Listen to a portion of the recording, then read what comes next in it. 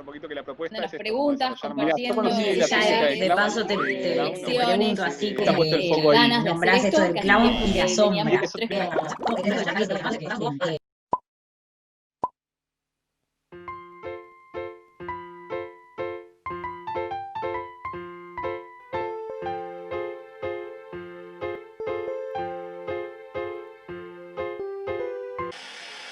Hoy vamos a tomar unos mates a la distancia con Sebastián Báez.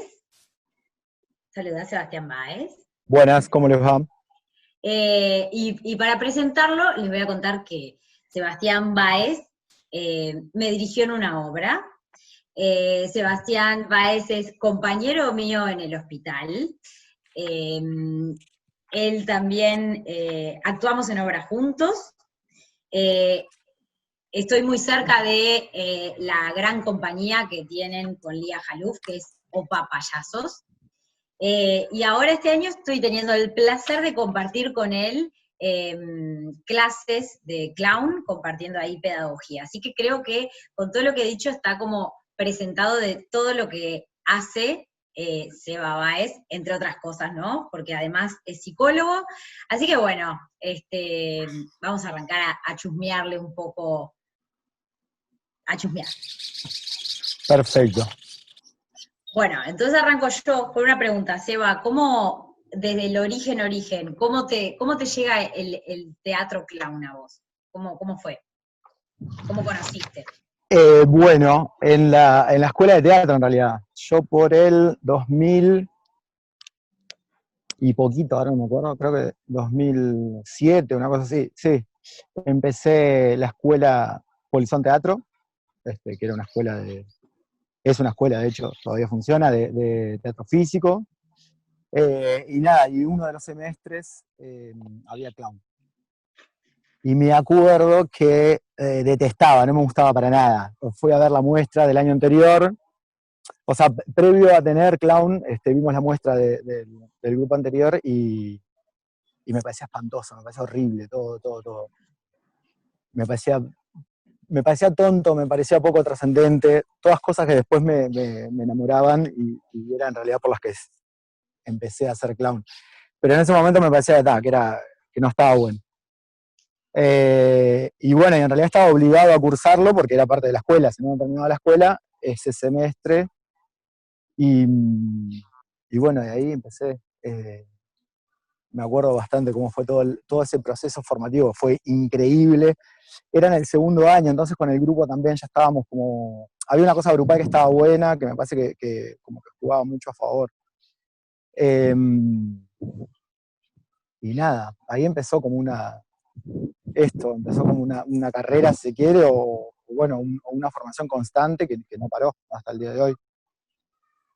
Bueno, si bien te conozco hace un montón de años, Eva, por ahí no tan de cerca como Vero, me gustaría saber 3 maestros que hayas tenido en este largo camino de formación, 3 que te hayan marcado.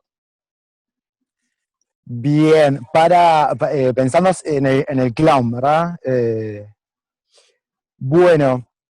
Sí, pensamos el clown, pero no nos cerramos Sí. a eso, igual. Bien. Entendemos el clown como dentro de lo escénico. Así que por así decir, si la persona que más me marcó fue un profe de teatro, arriba.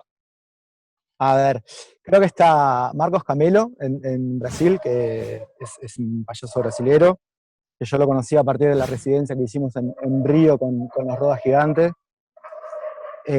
Bueno, toda esa experiencia fue muy, muy linda, muy nutritiva.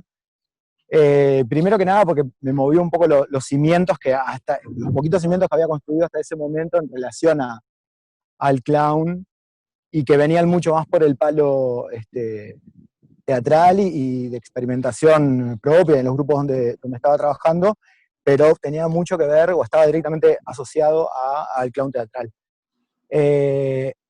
En Río, la experiencia de San Río fue como un detonador de fronteras. Esta cosa entre el payaso de calle y el de circo y el de hospital y el de teatro, si bien capaz que si nos ponemos como más analíticos, encontramos esas fronteras, en principio están pero recontra reventadas, a un punto que me parece increíble, que es que realmente no son importantes, insisto, como a priori.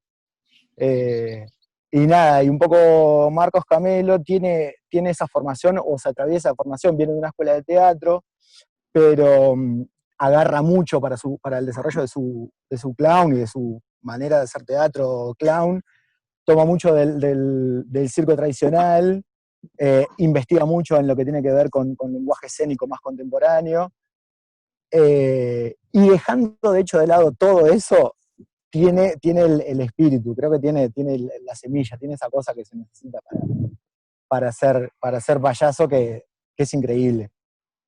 Y nada, verlo en escena ya sea en el teatro, en sala o en el hospital, no sé, ¿Puedes repetir nada, el nombre, Seba, de este hombre que venís hablando? Marcos Camelo. Eh, bueno, cuando estuvimos investigando para el proceso de Cuatro, que fue una obra que estrenamos en 2018, tomé contacto con James Thierry por primera vez, o por lo menos como en profundidad, y nada, también es como, como referencia estética y poética me parece un grosso, un salado.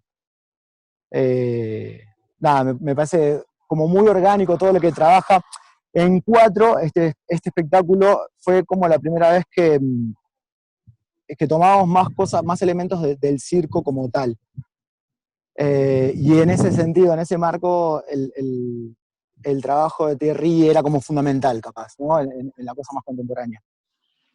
Y bueno, eso, me gustó mucho, me gusta mucho el universo que crea, esa combinación entre lo tradicional también y lo contemporáneo, el manejo que tiene escénico él propio de su cuerpo y de su virtuosismo, y cómo también lo plasma, digamos, en relación a los espectáculos integrales, ¿no? Él la parte de performer o de actor en escena es el director de la mayoría de sus espectáculos, entonces también me gusta como pensar a ver cómo se desdobla entre una cosa y otra.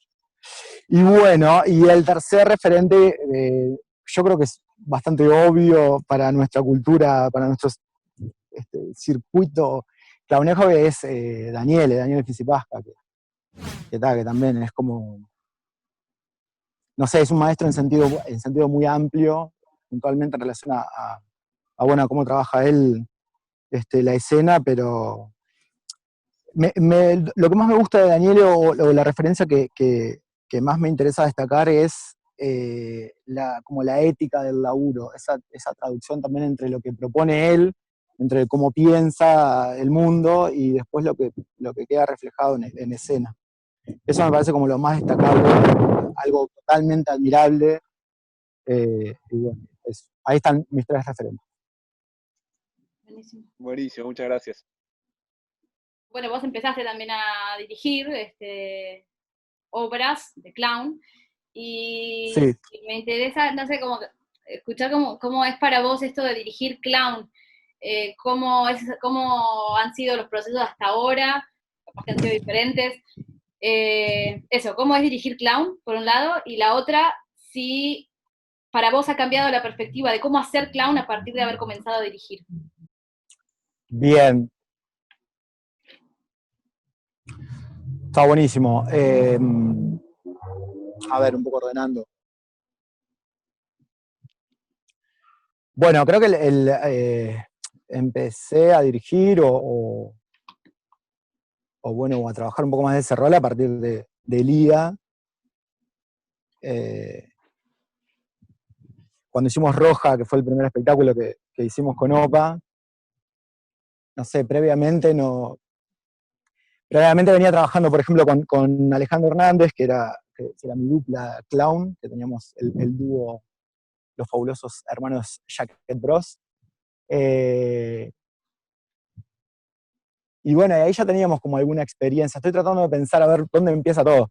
Ahí ya teníamos alguna experiencia de cómo dirigirnos, o por lo menos de qué es cómo y qué queríamos contar. Me parece que eso también está bueno como para tener en cuenta, para pensar la dirección. A lo que voy con esta reseña es que creo que a partir de eso, o porque tenía esa experiencia, me animé a trabajar con Lía desde la dirección de Roja, del primer espectáculo. Creo que el trabajo en ese sentido todavía tenía, o en aquel momento en el cual obviamente nos faltaba muchísima experiencia, teníamos muchas ganas y poca experiencia, tenía que ver con generar un código común a entre los diferentes clowns. Que se pudiera como unificar en un mismo código las diferentes experiencias o los diferentes personajes para que realmente el universo estuviera como claro, como el desarrollo del espectáculo desde ese sentido fuera como ligero, ¿no?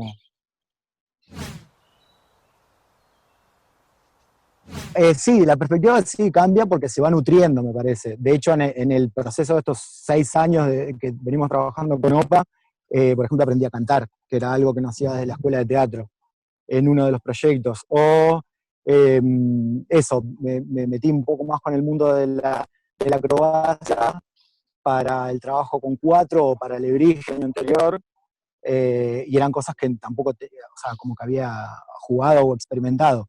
Me parece que en ese sentido sí, los diferentes como artilugios o las diferentes posibilidades que va dando proceso a proceso enriquece muchísimo.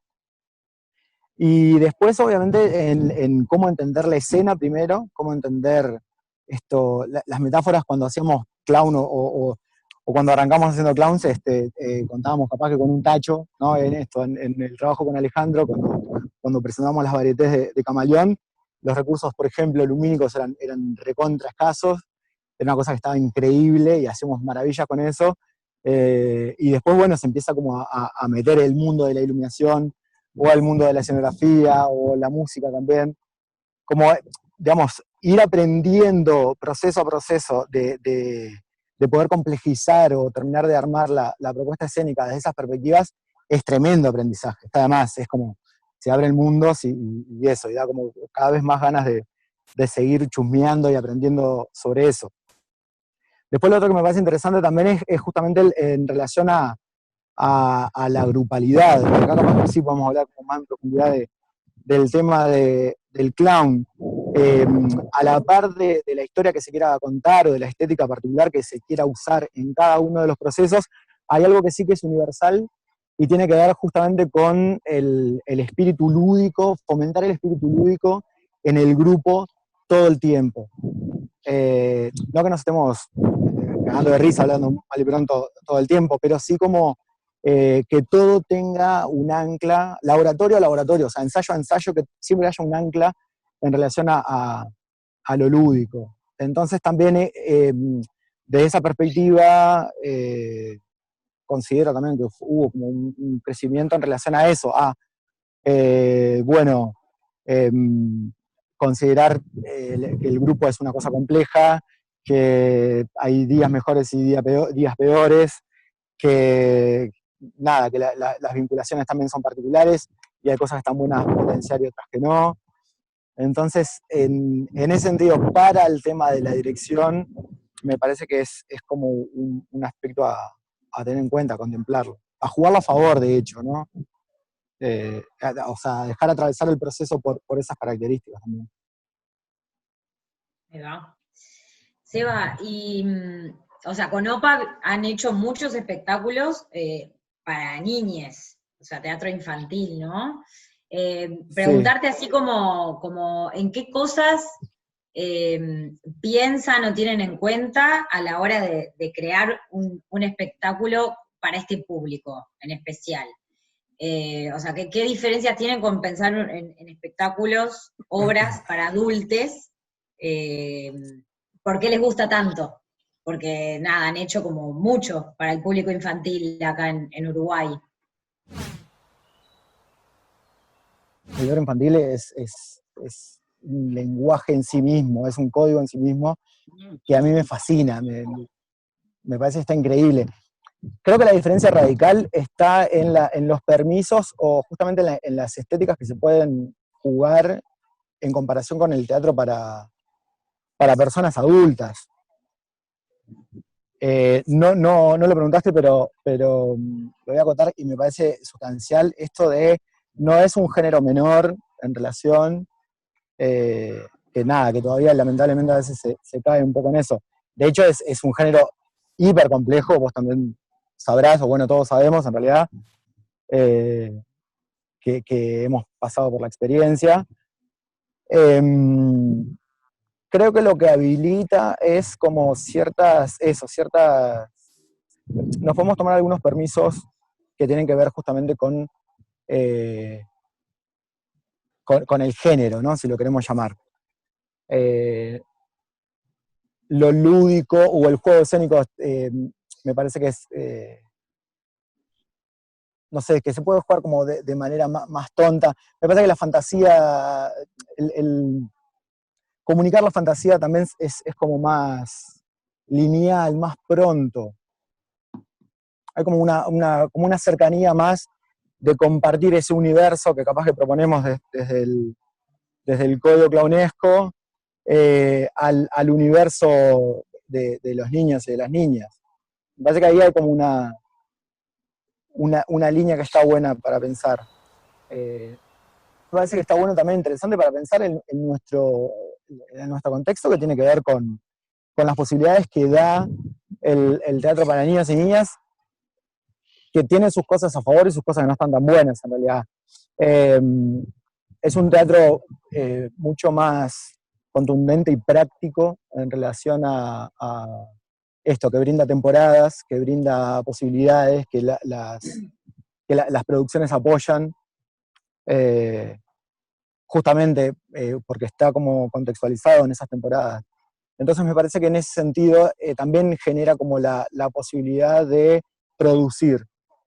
Y a su vez, que no es menor, la posibilidad de presentarse. Eso me parece increíble. Eso, a nivel de cualquier tipo de espectáculos, la posibilidad de hacer temporadas y de repetir funciones es un factor, es único y que debería ser primordial y que, bueno, que capaz que en el teatro considerado, el teatro para adultos no se logra tanto. No sé, nosotros tenemos, por ejemplo, con Knock Knock tenemos hecho 45 funciones. Es como, es alucinante. Existe la posibilidad de repetir funciones en el mismo día, que bueno, ahora ya me estoy poniendo un poco viejo, pero en su momento era una cosa, digamos, el potencial a nivel artístico que tiene eso es como, es único, no sé, yo me sigo maravillando con eso todavía. Entonces, bueno, realmente es como hay una diferencia ahí entre producir espectáculos para personas adultas y producir espectáculos para público infantil en nuestro medio. Yo te quería preguntar en esto de precisamente la creación de espectáculos, sea para público infantil, toda la familia, adulto, lo que sea. Venimos conversando un poco acá en estas charlas y afuera también, de cómo vemos que no hay como una correspondencia entre la cantidad de gente que viene tomando talleres de clown y formándose en clown en Uruguay desde hace muchos años y los pocos espectáculos que hay de clown en cartel. Y los pocos que han habido, más allá de ahora, en este momento no hay ningún espectáculo en cartel, pero digo, más allá de estos años, como en general como que no ha habido mucha producción de espectáculos. Preguntarte entonces sobre este punto particular, ¿cómo es la dramaturgia para clown? ¿Se puede, poniendo un ejemplo capaz un poquito extremo, se podría escribir un espectáculo de clown sentado en un escritorio? ¿O sí hay que pasar por los ensayos? ¿Cómo es un poquito ese rol más de escritura? Y cómo es también escribir clown para otros. O si siempre uno tiene que estar guionándose el propio espectáculo. Buenísimo. Dani, me acordé, ahora a partir de tu pregunta, del segundo punto en relación a la pregunta de Vero, perdón, voy a ir un poquito para atrás.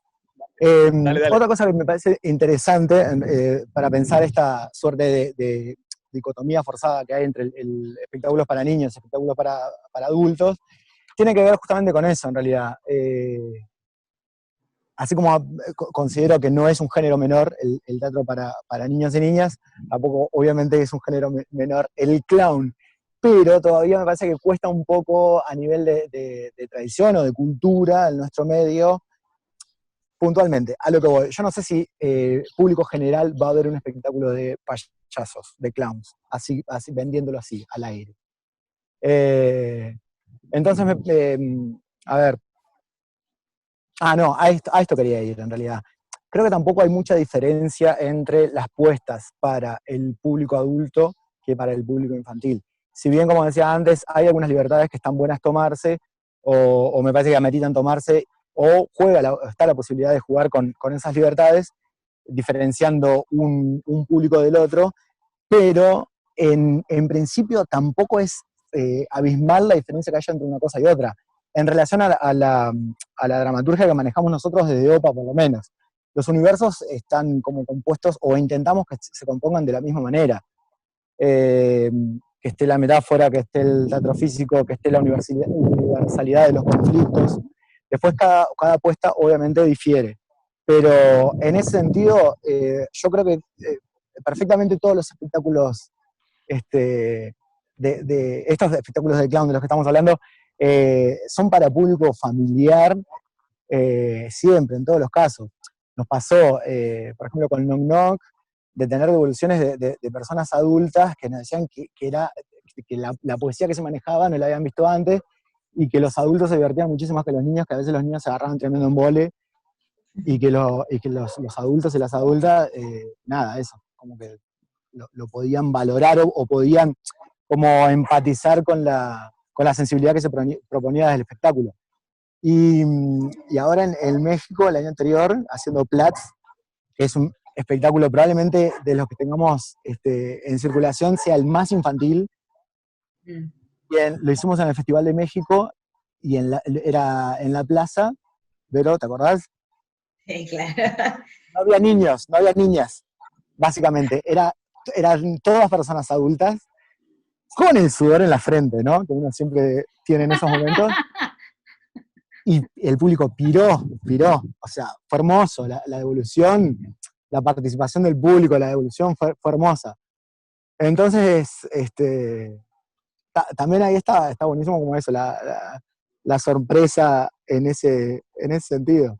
Pero eso, quería como también poner a pensar, o poner a consideración eso, que si bien el código tiene que ver mucho con lo ingenuo y con lo tonto y con un montón de cosas que me parece que manejamos, no necesariamente la diferencia esté en la propuesta, o sea, que los espectáculos para público infantil no sean, o no se diviertan, o no la pasen bien, o no puedan contactar las personas más adultas o mayores, y viceversa. Así que nada, eso. Bueno, y en relación a la pregunta sobre la dramaturgia, Dani, me parece que se puede hacer todo. Me parece que la diferencia está en cómo se quiere encarar el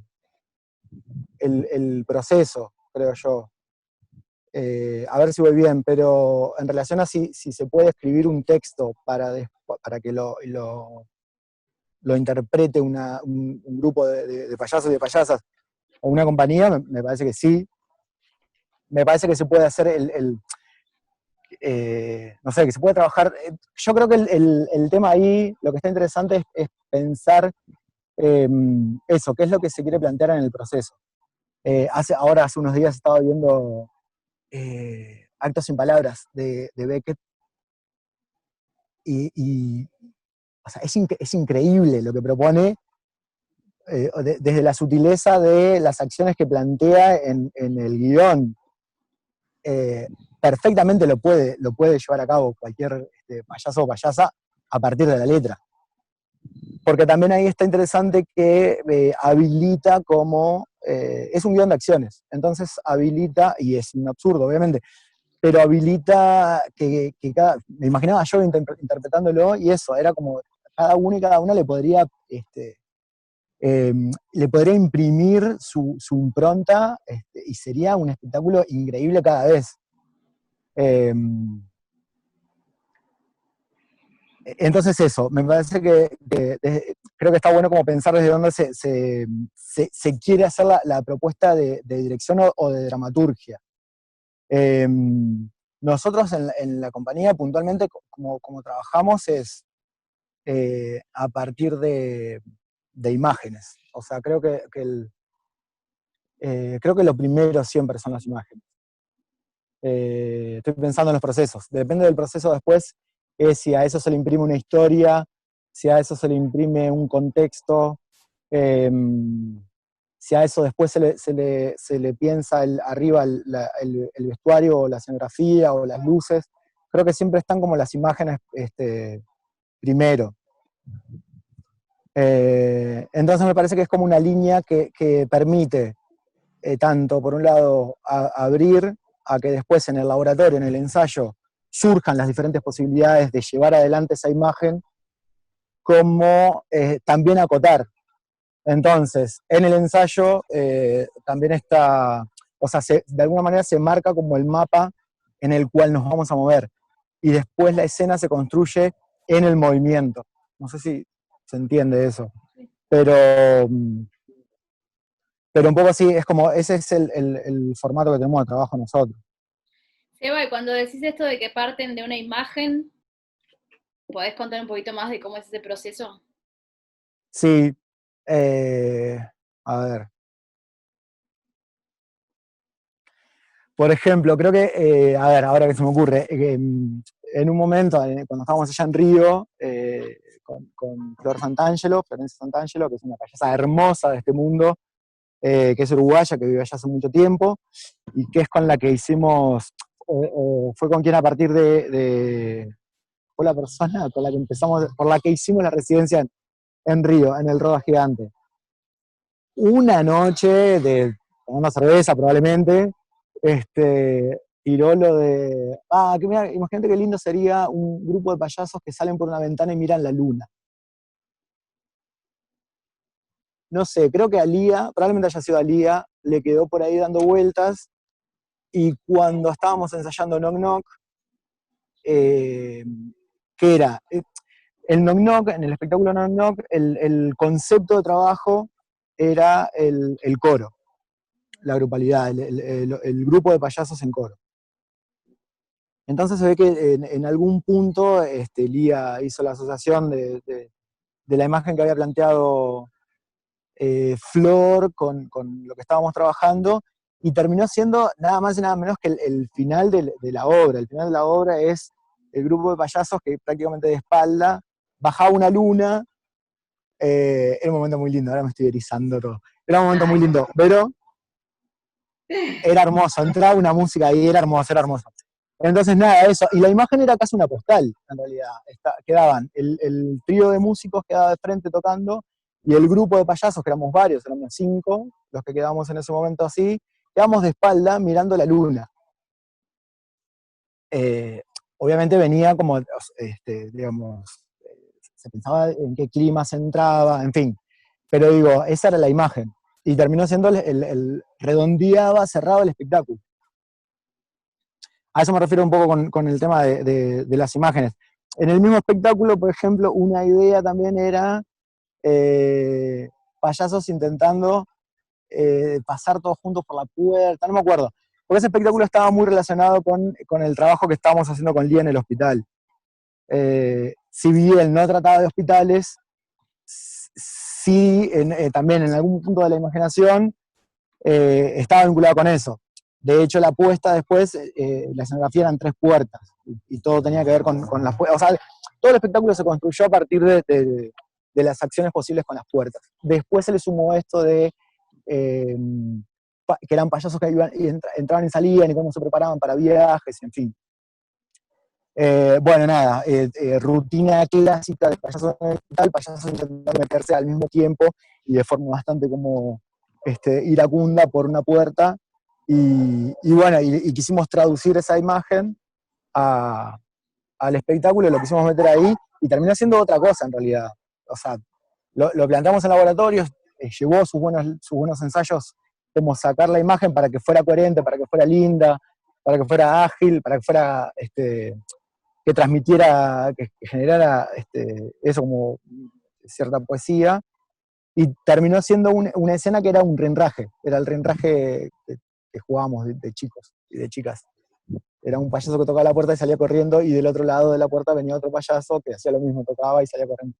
En fin, un poco por ahí lo de las imágenes, esta traducción escénica de las imágenes. Bien. Yo tengo curiosidad por preguntarte del último espectáculo en que estuviste en escena como payaso, que lo dirigió Lía Alebrije. o sea, tu actuación mereció una nominación a los premios Florencio como mejor actor, está buenísimo, y también en la obra esa me parece que, nada, tenías como un desafío grande, que eras como el único payaso en escena, y después los otros que estaban en escena eran acróbatas, ¿no? Es así, ¿no? Sí, tal cual, tal Entonces cual. preguntarte cómo fue esa experiencia como payaso en escena, digamos, como payaso solo, nada, sosteniendo como un montón de cosas que sabemos que tiene que sostener un payaso en escena, como es el vínculo con el público, ¿no? ¿Cómo fue esa experiencia para vos? ¿Se puede decir que me estuve cagado todo el proceso? ¿Se puede decir eso? ¿Sale o no? Me imaginé, sí. Eh, no, nada, eso, me dio miedo, me tenía muchísimo miedo, mucha ansiedad me daba, era tremendo desafío, obviamente pasé por momentos que era tipo, ay, no está bueno lo que está pasando. También me parece que estuvo bueno como yo, o sea, me encerraba a pensar a pensar cosas, a pensar cómo me sentía yo. Creo que lo que estuvo bueno ahí también para pensar es que justamente la mayoría de los procesos, o todos los procesos de hecho, hasta ese, en relación a los espectáculos, había una impronta muy fuerte en la relación entre payasos y payasas. Desde lo más clásico, no sé, desde jugar roles, hasta, no sé, o sea, todo estaba realmente en relación al tema vínculos clownescos, y, y nunca había estado solo desde ese rol en escena. Entonces eso, como que me generó primero mucha ansiedad y después nada, eso, como meterle pensar, bueno, buscarle la vuelta para encararlo, básicamente. Trabajé muchísimo con Mr. Bean, muchísimo trabajé con Mr. Bean, justamente en esto de que es un payaso que trabaja solo, de que era muy tonto, para mí es otro de los referentes, capaz que el cuarto en la lista. Es tremendo referente y me parece muy estúpido, es hermoso, y me enfoqué mucho como en las partituras, en todo lo que trabaja él. Eh, bueno, y ahí otra vez, como el desafío en ese espectáculo fue más o menos estar a la par, no, pero más o menos entonar con la propuesta acrobática. Entonces, obviamente, sin llegar yo a hacer grandes despliegues acrobáticos, participé bastante de lo que era la previa, el entrenamiento, los ensayos en la primera parte, en la parte más como de generar código, eh, los hacíamos juntos, acróbatas y yo. La parte física, la preparación corporal. Se sacaron acrobacias en el medio, ¿no? Obviamente. Habían planteadas acrobacias que nunca llegué a hacer, que si extendía la posibilidad de hacerlas en el tiempo me iba a generar problemas físicos. ¿Cómo fue la experiencia? Y en realidad, ya que como contaste esto, ¿cómo fue cuando estrenaron? Estuvo bueno. Estudié muchas rutinas también, me acuerdo, nada que ver con la pregunta que me hiciste, pero me estoy acordando de No, cosas. está bien. Está bueno, está bueno. Tomé mate como loco también. Tomé mate como loco. Aprendí a hacer cosas de acróbatas que no. Descubrí cosas de acróbatas que no sabía de antes. Lo del polvo, eso que se pone en la mano así todo el tiempo. No sabía para qué era, pensé que era para hacer bulla nomás. Pero no, se usa, está bueno. Aprendí a estirar músculos del cuerpo que no sabía que existían y que existen, o sea, muy zarpado. No, y estudié mucho rutinas de Abner también, ahora me acuerdo. Creo que entre Abner y Mr. Bean fueron como las dos líneas de trabajo en relación a esto, tipo las estructuras de los tiempos, las estructuras de las acciones. No, bueno, sobre Alebrije y el tema de estar como payaso solo, yo solo, digamos, en el código, en escena. Lo otro que me pareció interesante también ahí es que, a ver, nosotros tenemos una tradición en la cual entendemos al payaso como un personaje que, a lo que voy, toqué otros lugares, o toqué lugares nuevos en realidad, en relación a cómo venía trabajando yo mi clown, por decirlo de alguna manera. En el espectáculo estaba la necesidad de tener como momentos más de abstracción. Yo, no sé, me llevó a pensarlo mucho eso en realidad. Capaz que había momentos en que no estaban tan ligados a lo que yo entiendo por clown. Capaz que había momentos que se iban un poco de eso, por la necesidad del espectáculo, por la necesidad de la propuesta. Entonces eso, también como que me habilitó a jugar algunas cosas diferentes, a las que probablemente hubiera jugado si hubiese sido exclusivamente, si fuera un espectáculo solamente de payaso, por ejemplo. Y nada, bueno, y después sí, en relación a lo acrobático, también fue como todo un descubrimiento de eso. Todo me daba ganas o sea, todo era traducible para mí al mundo clownesco, y también ahí también había como relativizar y tomar distancias en relación a lo que estaba proponiendo la escena, que no era necesariamente solamente clownesca. Entonces ahí hubo como un aprendizaje también, como un descentrarme de un universo clownesco 100%, o más auténtico, más honesto, y bueno, y habilitar como otras perspectivas. Después, en relación a la nominación, me parece que fue increíble, fue recontra linda.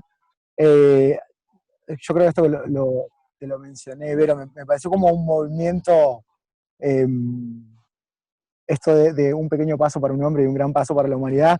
Realmente me pareció que bueno, que nada, estar nominado como actor con un personaje clownesco me parece nada, que hace una fuerza a esto de seguir como legitimando el clown teatral, que bueno, eso, como intentar llevarlo de hecho con el circo en general, como de insistir, de seguir llevándolo como a la misma altura de lo que podemos pensar al teatro clásico o convencional. Me parece que ahí también hay como un movimiento interesante.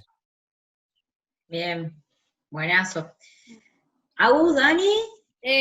¿Cuáles son tus pensamientos respecto al clown en este momento tan particular de incertidumbre, de movimientos, de incertidumbre, de mucha incertidumbre y territorio del no saber, que a mí me resulta muy interesante esta cosa, que tiene una cosa bastante payasa también, bueno. Pero eso, ¿qué pensamientos te trae por ese lado, este momentum? No sé qué pueden hacer los clowns en este momento, no sé qué puedo hacer yo. O sí, pero no, me parece que es como súper personal.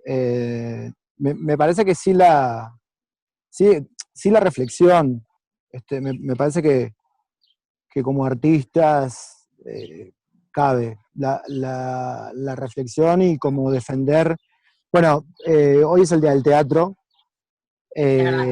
Ayer o antes de ayer, no sé con quién hablaba, era tipo, tengo una fisura, tengo mucha necesidad tanto de ir a ver teatro como de estar en escena, que nunca lo había sentido así, o sea, con esa fuerza nunca lo había sentido, realmente. A partir de eso empecé a pensar esto como del calor, de estar ahí, de lo que es, también a partir de ver teatro online, de ver teatro a través de las plataformas, y que se pueden apreciar un montón de cosas, pero en realidad realmente falta lo básico y esencial, que es el convivio, esa cosa que es indescriptible, o intrasladable por lo menos a otros formatos que no tengan que ver con el encuentro. O sea, debe ser básicamente el 50% del hecho teatral, tener a la gente ahí cerquita y que esté pasando algo entre el público y la gente que está en escena. Bueno, nada, en principio capaz que, no sé, eso, como habilitar la reflexión. Yo qué sé, yo creo bueno, que eso, que más que nunca insistir con la necesidad de defender lo humano, por lo menos desde nuestro rol artístico. Después sí, más en otro plano, me parece que esto genera, creo que la posibilidad de reírnos de la situación o de tener material después material posible de escenificar, me parece que también es como muy rico este momento. Desde la comedia en general hasta, o sea, y particularmente desde el clown. Todo en ese sentido, si lo miramos de esa perspectiva, me parece que todo es bastante ridículo. Hay un montón de prácticas cotidianas que se manifiestan ahora y que la lectura es desde lo ridículo, básicamente, ¿no? Es como, mirá todo lo que hago habitualmente y ahora que no lo tengo que hacer o no lo puedo hacer, no es tan necesario o valioso como yo consideraba que era cuando estaba metido en esa rutina. Eso, me parece que en principio la reflexión y nada, y la defensa de esto, de la necesidad de juntarnos a que pasen cosas. También creo que lleva en general, pero me parece que lleva a una cosa recontra primaria, que es esto de, es un freno de mano que se está metiendo, y es esto de, yo quiero sentarme a escuchar una historia de alguien que me cuente algo. O quiero yo estar contando algo ¿no? Como la imagen recontra romántica de la fogata y el montón de gente alrededor, y es como que, nada, eso, es como muy a flor de piel la sensación de extrañar esa cosa. Eso me está pasando ahora. En fin, pero bueno, nada, es como qué es lo que podemos hacer, o qué es lo que deberíamos hacer. Me parece que eso, primero habilitar muchísimo la reflexión, y segundo eso, como en la medida de lo posible defender el encuentro, defender lo que nos hace humanos. Divino, gracias, Seba. Bueno, Gracias, Seba. por favor, realmente gracias a ustedes por todo, por la invitación, por el movimiento que están haciendo, y por la excusa, por todo. Gracias. Divino.